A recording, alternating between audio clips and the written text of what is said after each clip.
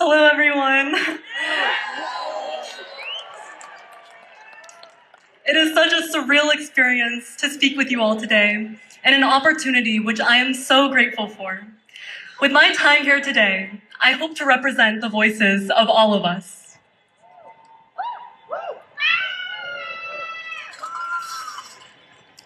For the last 6 months, I've been connecting with students and educators from across the 50 states to open discussion and inform the public about how America is being affected by federal policy. From these discussions, there's one highlight that I wish to share with you all today. When connecting with a student from California, he explained to me that the majority of the districts that experienced education-based mental health grants cancellation were in Democratic-leading areas. This mirrors how federal transit and green energy funding has also been disproportionately frozen in Democratic-leaning states. With these facts, a divide in unity is apparent, with federal care presenting itself as conditional. Within the youth community, this divide has been the topic of utmost concern. Before coming here today, to most effectively represent the voices which I hope to amplify, I surveyed my peers on the issues they believe are currently affecting the political climate most. And when reviewing the results of the survey, recording 91 student responses, I saw an issue presenting itself with an overwhelming majority vote: the divide between Republicans and Democrats. This fear is not unwarranted, with events unfolding within our government today eliciting concerns over this disunity across the aisle. Within our community, I have seen us as the people work together. To the teacher who offered to buy me a calculator during Christmas when I didn't have one, to our parents in the audience who have sacrificed and worked for us to be here today, to the hundreds of dollars raised by the community for research, and to the collective efforts of us all here today to stand up for the rights of the American people across the nation. Our people leave no one behind. It is that unconditional spirit that we all have for one another that makes us as a nation so special. Let our government take us as an example, and may they remember who they serve, the America which belongs to all of us.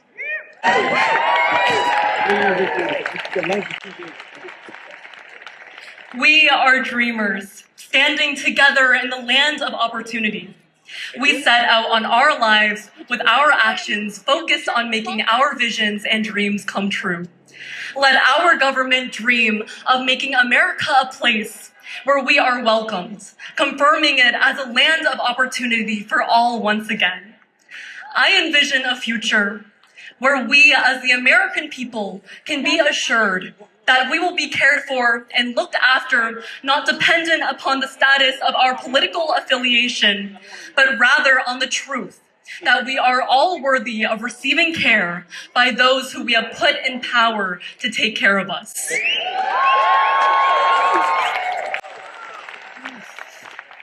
When talking to my peers, I'm inspired with seeing our generation ignited to engage in the issues which they have strong opinions on. And I am certain that our communities are outspoken and ready to take on leadership with care and purpose. Let us hold our leaders accountable, for they must feel the same passion we here today share, and must feel it within themselves, an internalized duty to serve the people.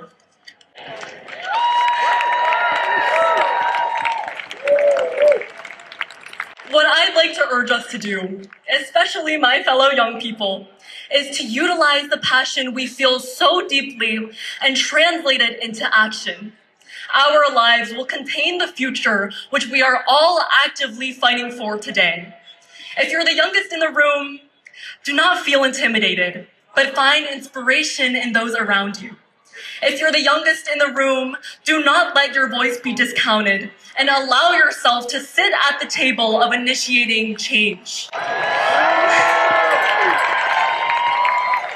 Allow yourself to be young while allowing yourself to be heard. It is true that we as a youth have so much to learn from those older and wiser, and from the leaders who have come before us. but we have so much to offer right now.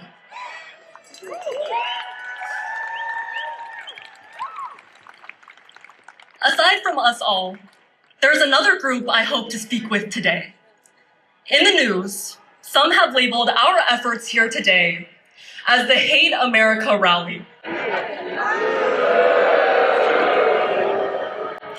To the people who watch us in anger and disagreement, trust that we are not your enemies, but your neighbors. I am here today because I believe in your rights and the rights of those who stand here today with me. I stand with your children and ours in calling for education which is well-funded and safe from budget cuts. I stand with your sick loved ones and mine in the fight for providing them with a healthier future that is supported by funded research.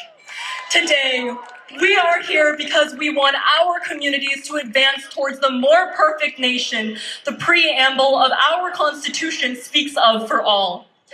Let us love our country and welcome the pursuit of accepting only what is best for our people. If this mission is something you feel connected to, trust that we are fighting for this common goal.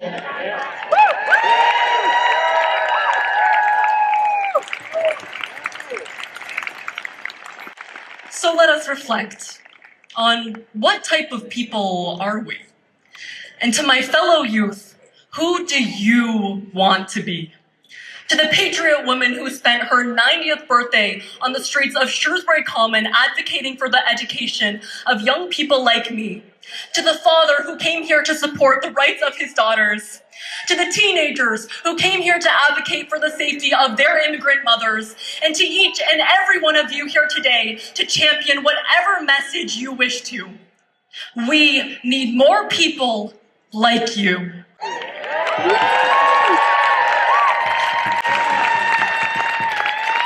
I urge you all who made it out here, and to the people watching this through a screen, our passion is potential you must act upon to initiate positive change.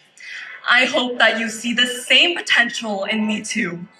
Let us all find potential in each other and let the youth rise to our potential, proving ourselves and our nation of our capability to unite the states and bring the country together as one. Let our Make Our Nation live up to its name, to make the United States the sanctuary of its people. My name is Sabrina Welch. I'm 17 years old, and I look forward to an era of unity and peace.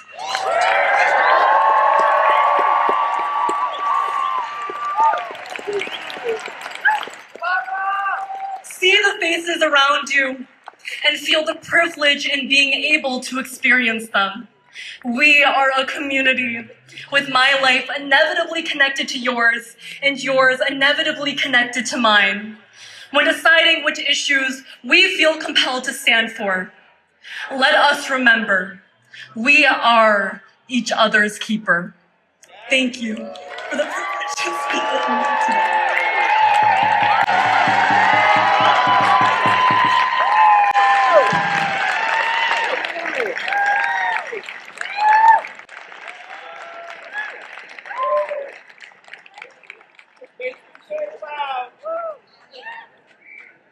Sometimes I hear this movement doesn't have any young members. I say, stuff it! We have Sabrina Welch. Sabrina Welch is the founder of Mind Tricks, which teaches children about neuroscience through magic. While interning in a lab for cancer research, the recent budget cuts to education and research motivated her to speak out. She founded the Peace Educational Advocacy Organization.